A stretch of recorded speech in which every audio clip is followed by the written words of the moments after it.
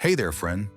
Welcome to the channel where we dive into the darkest, most mysterious corners of our world, where legends breathe and fear keeps you awake at night.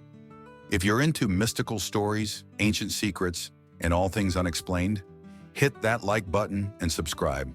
Today I'll take you to a place like no other, a land where silent stone giants watch your every move, no matter where you are. Sometimes it feels like they're not made of stone, they're just waiting. We're traveling deep into the Pacific Ocean to Easter Island, a mystical place filled with terrifying secrets, vanished civilizations, and perhaps something not quite human. In 1722, Dutch explorer Jacob Roggeveen was sailing through the endless ocean in search of a legendary land. On Easter Sunday, he stumbled upon a remote piece of land, thus giving it the name Easter Island. But what he saw would haunt him forever. Lining the coast were enormous statues. Their cold eyes stared out to sea, as if waiting for someone or something. The locals, small, dark-skinned people with strange headdresses, greeted the explorers with caution, and the silence, thick with the feeling of forbidden ground, only amplified the fear. Who built these statues, and why do they remain silent? According to archaeological research, the first settlers arrived on the island around the year 1200 AD. They were Polynesians, people who crossed vast oceans in wooden canoes. They called the island Rapa Nui. Their society was complex. A strict hierarchy ruled them, where priests and chiefs were revered almost as gods. Their religion revolved around ancestor worship, and their ancestors were transformed into massive stone giants, Moai. But something went terribly wrong. The forests vanished, resources were depleted, wars broke out, and even cannibalism emerged. Stability collapsed. Moai, those very statues, began to fall. Not all. Only the ones that no longer protected. The elders whispered, "When a statue falls, the spirit inside is set free." It seemed the people of the island were afraid of what they had created. Moai, giants carved from stone. Over 900 statues stand across the island. Some small, only 2 meters tall. Others colossal, weighing up to 80 tons.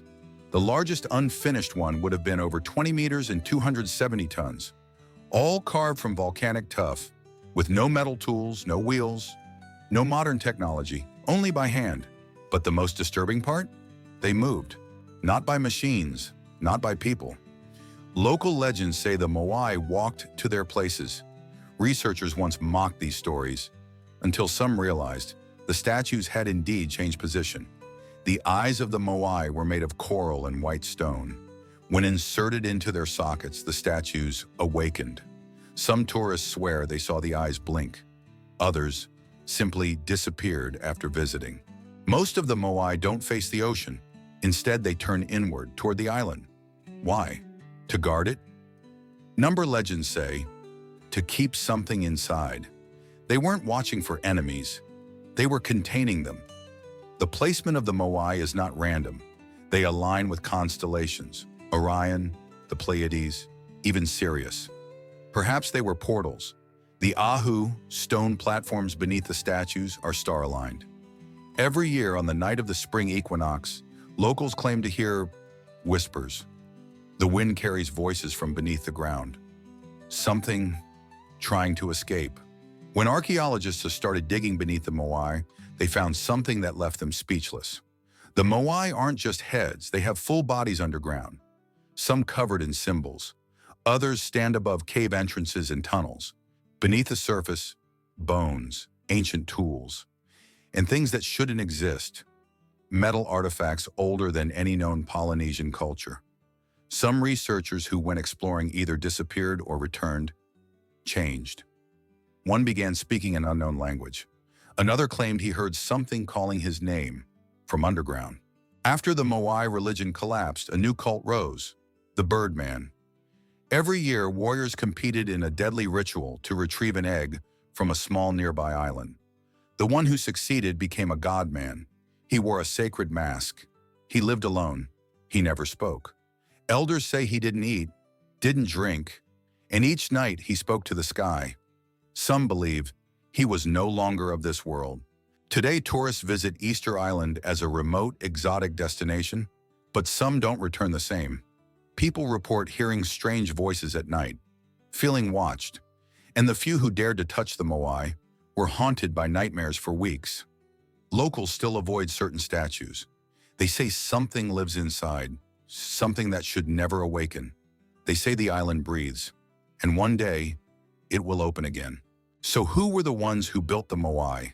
Humans, gods, or perhaps visitors from another time?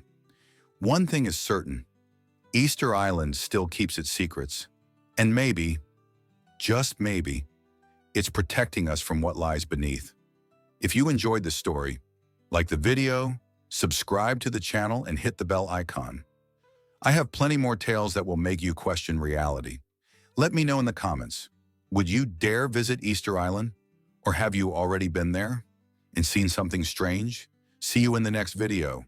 And remember, not all legends are fiction.